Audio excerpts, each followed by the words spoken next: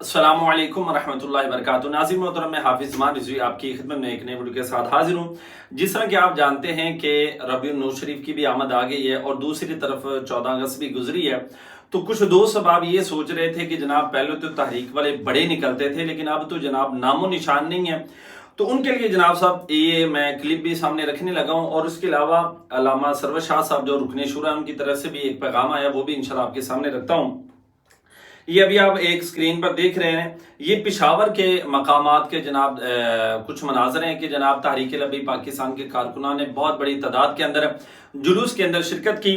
और दूसरा जनाब 3 जुलाई के बाद कराची के अंदर एक बहुत ही बड़ा जो लोगों का हुजूम है वो जनाब देखने को मिला है कि जनाब तहफ़्फ़ुज़ नमूस रिसालत पाकिस्तान की जो पाकिस्तान मार्च है वो जनाब निकाला, जिसके अंदर बहुत बड़ी तादाद के अंदर उस शाकान मुस्तफ़ा ने जनाब शिरकत की।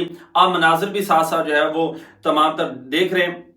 और इसके साथ साथ अगर बात करें तो नईम चट्टा साहब जो हैं उनके शेरों ने जनाब जो सालाना रूट होता है उसी रूट के ऊपर जनाब जब आमद मुस्तफ़ा का चांद नजर आया, रबीउन नूर शरीफ का चांद नजर आया, तो उसी रूट पर अल्हम्दुलिल्लाह फिर बड़ी तादाद के अंदर कारकुनान ने जनाब मुहिब्बीन ने उस शाकान मुस्तफ़ा ने अपनी रैली निकाली।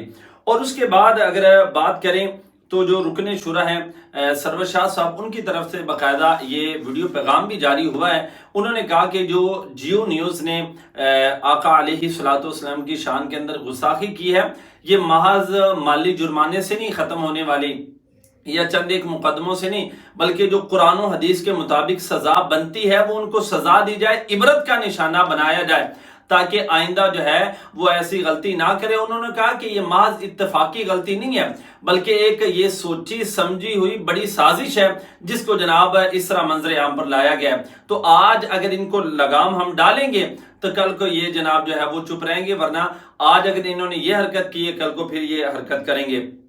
और इसके अलावा भी इंशाल्लाह काफ़ी सारी अपडेट हैं, वो भी इंशाल्लाह गाहे बगाहे आपके साथ शेयर करते रहेंगे।